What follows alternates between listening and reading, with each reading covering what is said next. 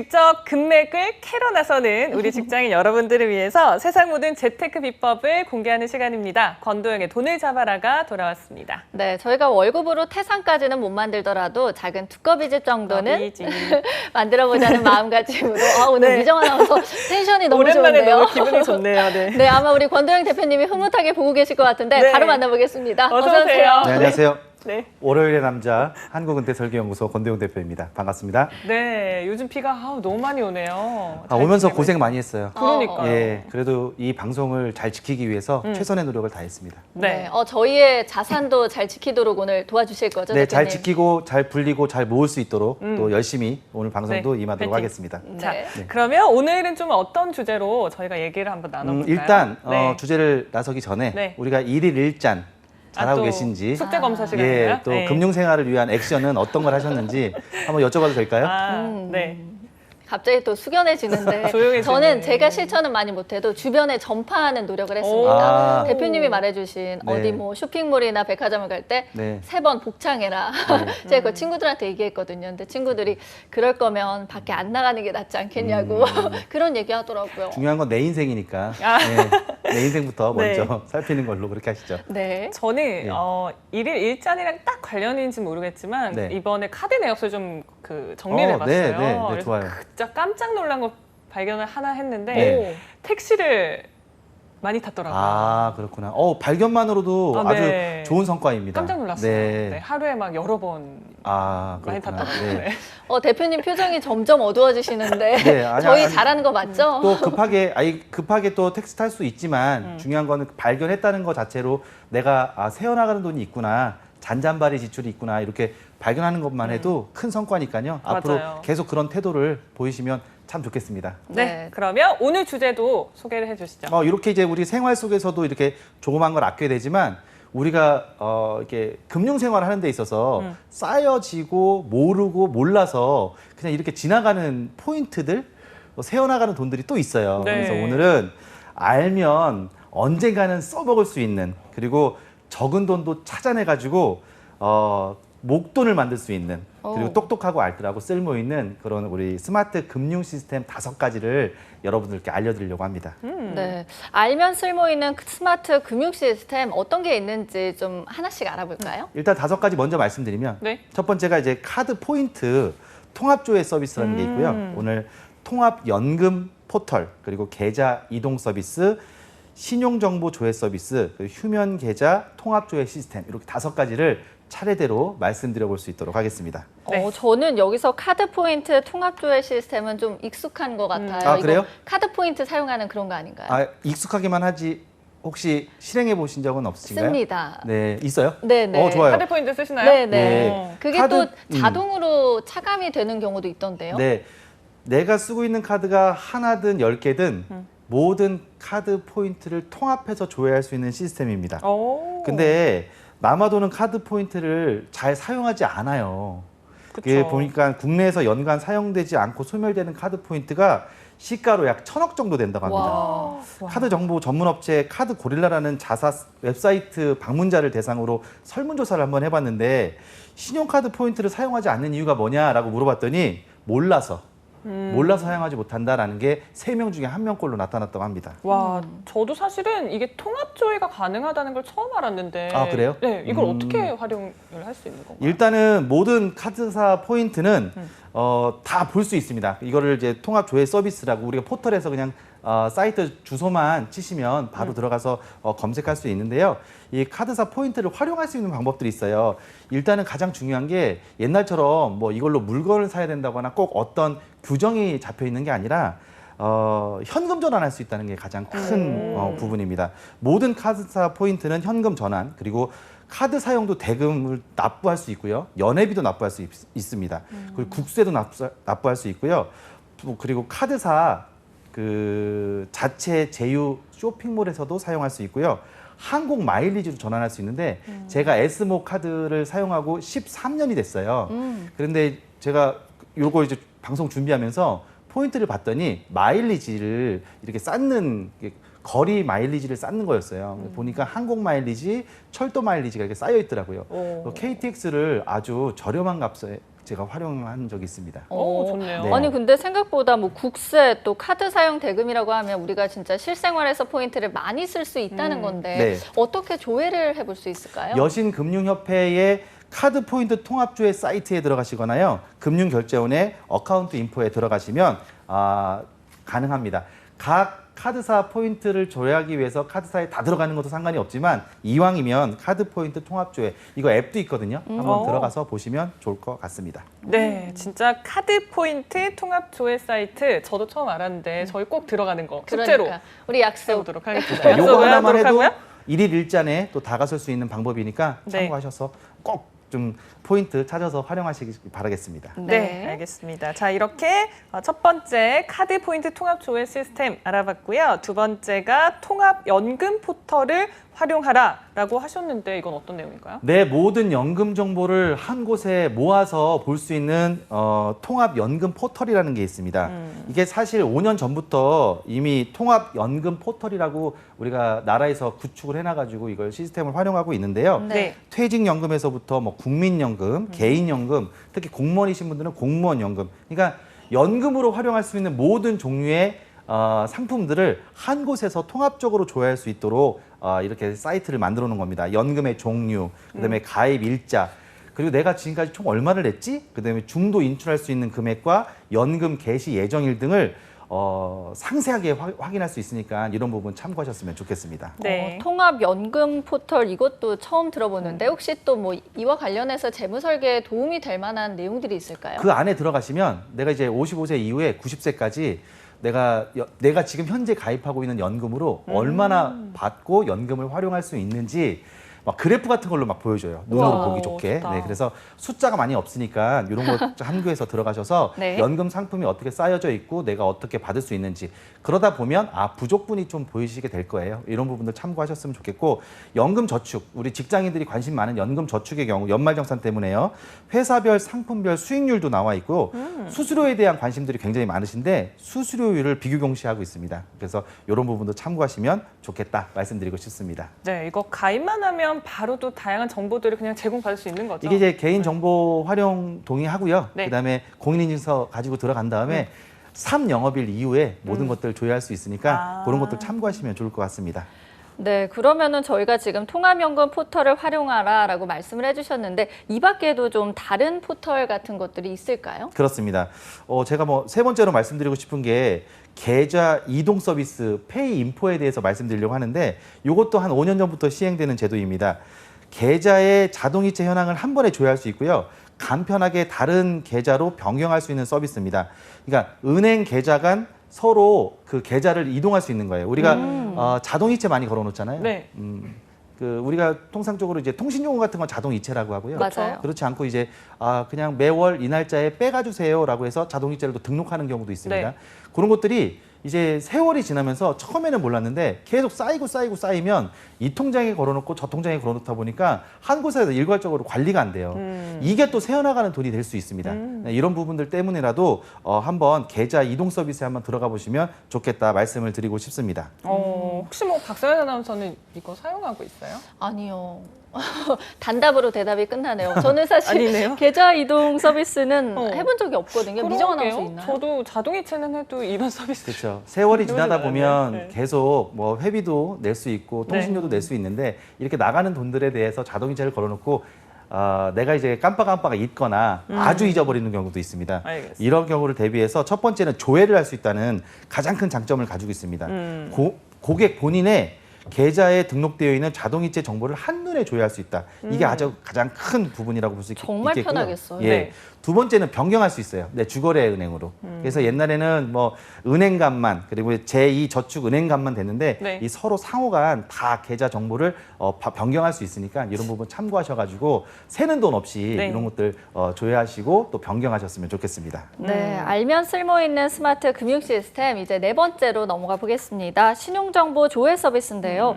저는 사실 이거 관련해서 뭐 신용조회를 자주 조회하는 게 오히려 좀 안 좋다 이런 네. 얘기를 들은 적이 있거든요. 기본 조회는 요즘에 인터넷 뱅킹에서 워낙 잘 돼 있어가지고 그거는 신용도에 큰 영향을 미치지 않는 것으로 되어 있어요. 그런데 좀 더 깊숙이 들어가 보면 이게 신용조회 함부로 하면 안 된다고 제가 말씀드릴 수가 있겠습니다.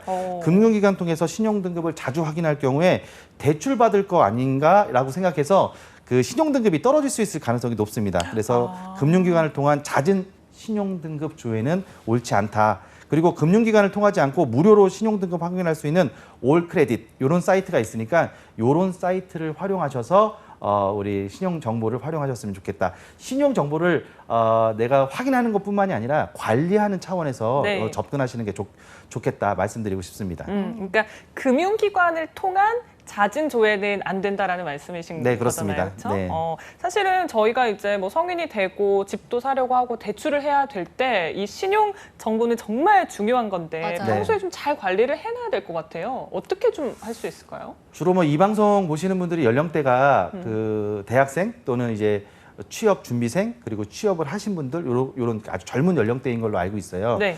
근데 이제 사회 초년생이 이제 겪는 어려움 중에 하나가 바로 신용 관리하는 겁니다. 그러니까 자칫 잘못하다가 이게 사실 여기서부터 시작해가지고 1도만 벌어져도 나중에 쭉 올라가면 각도가 많이 벌어지거든요. 네. 처음부터 이 신용 관리를 잘 하시는 게 좋겠어요.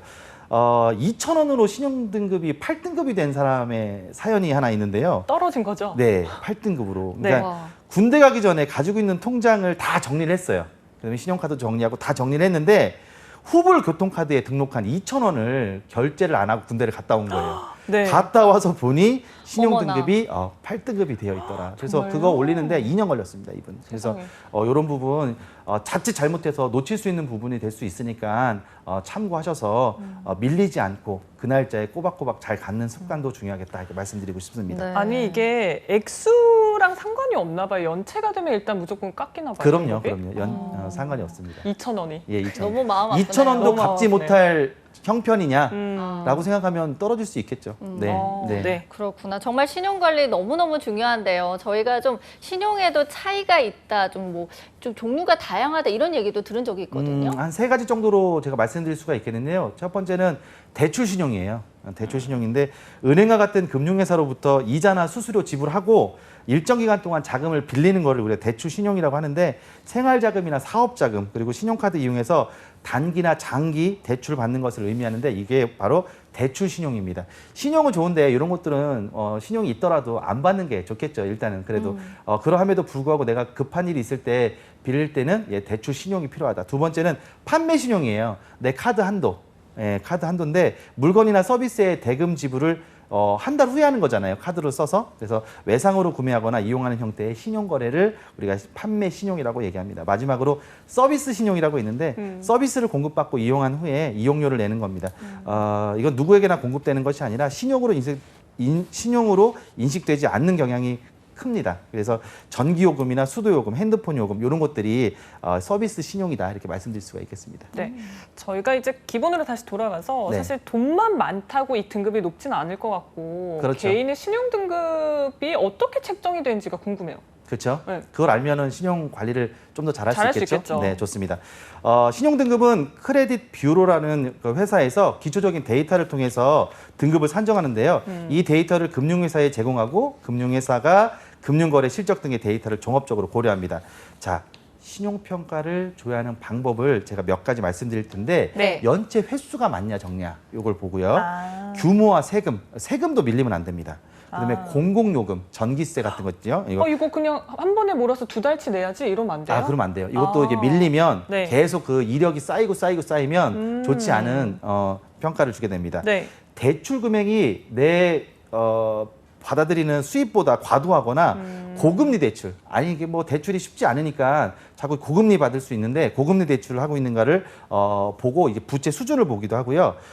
얼마나 연체 기록이 없는지를 판단하는 것도 있고요. 그다음에 신용대출, 은행대출, 할부대출 등 개인이 사용하고 있는 신용의 조합을 또 이게 신용 형태로 봅니다. 마지막으로 대출이나 신용카드 신청에 대해서 금융회사가 심사하는 과정에서 이루어진 나의 신용등급. 그러니까 금융회사 자체적으로 신용등급도 평가를 하거든요. 그런 부분에 대해서 이제 신용 등급을 평가하니까 이런 부분을 참고하셨으면 좋겠습니다. 네, 정말 다양한 정보를 종합해서 개인의 신용 정보가 정해지는 것 같은데 저는 좀 궁금한 게 네. 빚이 없으면 신용 등급이 꼭 높지 않을 수도 있다 이런 얘기를 들은 기억이 있어요. 이건 어떻게 뭐 되죠? 카드도 안 쓰고 빚도 안 지면 네. 신용 등급 막 높아질 것 같은데 또 그렇지 않아요. 어. 아, 저 사람은 그냥 아예 갚을 능력이 없기 때문에 안 빌리는구나 이렇게 생각할 수도 있어요. 그래서 적당히 빌렸다가 제 시간에 갚는 거 이런 것도 신용금융에서는 좋다 이렇게 말씀드릴 수가 있겠습니다. 우선 신용 등급은 뭐 등급대로 따지자면 뭐 1등급부터 10등급까지 존재해요. 1, 2등급은 최우량이라고 합니다.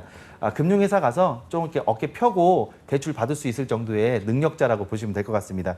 3, 4등급 뭐 걱정하지 않으셔도 되는 등급 정도 되는데 우량, 그다음에 5, 6등급은요 일반. 그래서 한 6등급까지가 신용대출이 거의 무리 없이 이루어지는 단계다 이렇게 보시면 될 것 같고요.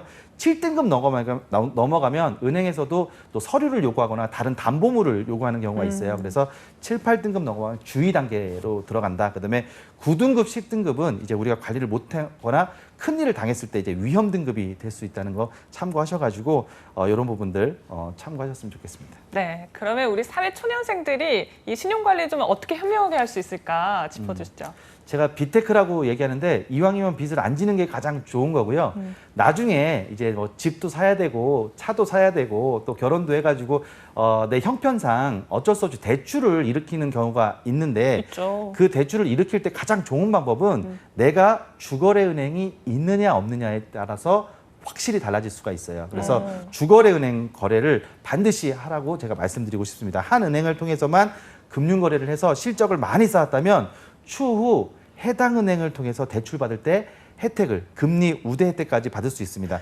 그리고 대출은 언제나 신중하게 하시는 게 좋을 것 같아요. 내가 신용 등급이 좋고 대출 한도가 많다고 대출 받으라고 연락이 많이 오거든요. 그게 똑같아요. 내가 필요 없는데 상품 사라고 자꾸 왜 내 SNS 계정이나 이런 데도 자꾸 광고 같은 거 뜨잖아요. 맞아요. 마찬가지로 내가 굳이 필요 없는데도 불구하고 이자가 싸고 너한테 혜택이 많기 때문에 돈을 빌려가라. 이것도 상품을 구매하라고 얘기하는 마케팅일 수 있습니다. 그래서 쓸데없는 돈을 많이 빌리지 않았으면 좋겠고 내가 만약에 돈을 빌리게 된다면 이자는 몇 프로고 그다음에 내 신용에는 피해가 없는지 그리고 소액이라도 절대 연체는 하면 안 되겠습니다. 특히 우리 사회초년생 같은 경우에는 학자금 다 미처 갚지 못하고 사회초년생 생활 시작하는 경우가 많거든요. 그래서 학자금 대출, 특히 이자만 갖고 있는데 그 이자도 하루 이틀 늦어지면 신용등급에 영향을 줄 수 있다. 각종 공과금, 그리고 세금 등 납부 기간 잘 확인하고 기간 내에 꼭 납부하시는 게 신용관리에 좋다. 이렇게 말씀드리고 싶습니다. 근데 네. 이거 주거래 은행을 통해서 금융 거래하라고 하셨는데 네. 이 거래 금융 거래 어떤 걸 얘기하는 건가요? 뭐 예금이든 네, 그다음에, 예금도. 그죠. 예금이든 내 가장 중요한 건요. 내 매월 들어오는 월급이 어느 통장으로 들어오냐 이게 주거래 은행의 1번이에요. 아, 그래요? 예, 그래서 지금 이왕 시작한 김에 어디 은행에 내가 돈을 넣고 있다 그러면 그 은행을 주로 사용하시고 그 은행에 예금하고 적금 같은 것도 하시고 그리고 그 은행에 가서 이게 금융상품에 관련된 상품 설명도 좀 받으시면 네. 아마 그쪽에서도 아 우리 주거래 고객이다 이렇게 생각을 하실 겁니다. 네. 네. 네, 저희가 이렇게 신용관리 방법까지 알아봤고 그럼 이제 마지막 5번째 내용으로 넘어가 보겠습니다. 휴면계좌 통합조회 시스템인데 이름부터 내가 지금 휴면계좌가 뭐가 있는지 알아야 될 것 같은데 맞나요, 네. 대표님? 그렇죠. 카드 포인트랑 똑같은 거예요. 하고 있다가 꾸준히 쌓여가는데 혜택을 못 보는 경우가 있는 것처럼 통장도 여러 개 개설해요. 처음에는 막 기분 좋게 막 카드도 막 개설하는 것처럼 저도 사회 초년생 때 보면 카드 사이도 그렇게 많이 오더라고요. 그래서 그때 가입해 놓은 거를 지금까지 쓰고도 있는데 중요한 건 이제 통장도 이제 기분 좋게 요즘엔 통장 만들기 뭐 이렇게 그렇게 녹록지 않지만 통장 많이 가입해 놓고 그 통장에다가 급여도 받고 그다음에 내 용돈도 넣어놓고 또 나름대로 재테크한다고 뭐 4개의 통장, 5개의 통장을 만들어 놓고 또 통장 관리를 이렇게 하다가 쓰지 않는 경우에 휴면 계좌로 등록이 되는 경우가 있습니다. 아.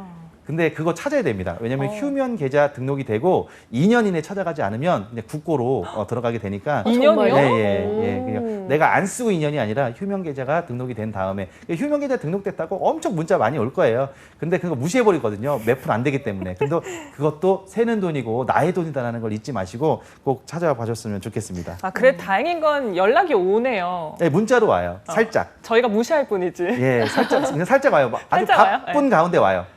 네, 그래가지고 잘 봐야겠다. 잘 봐야 됩니다. 근데 정말 나는 이걸 국고로 보내고 싶다. 그리고 정말 국고로 보내서 그 나라에 조금 어려운 사람들 돕고 싶다 하시면 휴면 계좌 그냥 두시고 국고로 납부하시면 됩니다. 하지만 진짜 중요한 건 내 돈이지 않겠습니까? 그쵸. 뭐 꼼꼼하게 보시는 그런 자세를 갖는 게 좋겠다 말씀드리고 싶습니다. 그러면 국고로 반환이 된 이후에는 절대 찾을 수 없는 네, 건가요? 그렇습니다. 끝납니다. 예. 그럼 그게 네, 끝이네요. 반환 청구를 못 합니다. 2년 안에 휴면 계좌는 2년 안에 청구 신청을 해야 됩니다. 네, 아니 근데 대표님 너무 밝은 얼굴로 네. 끝난다고 그렇게 얘기하시면 너무 잔인한 거 아닌가요?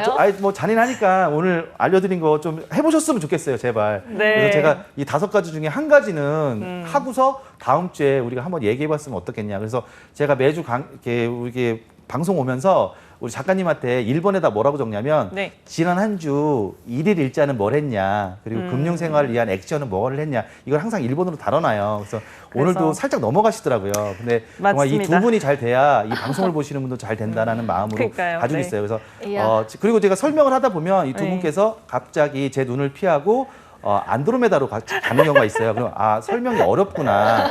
그래서 좀 쉬운 걸로 오늘 5가지를 가져온 거거든요. 맞습니다. 충분히 네. 5가지 하루에 한 가지씩만 해도 할 수 있습니다. 네. 어쩌면 모르고 찾지 않던 돈을 찾는 기쁨을 얻을 수도 있으니까 이런 부분 참고하셨으면 좋겠습니다.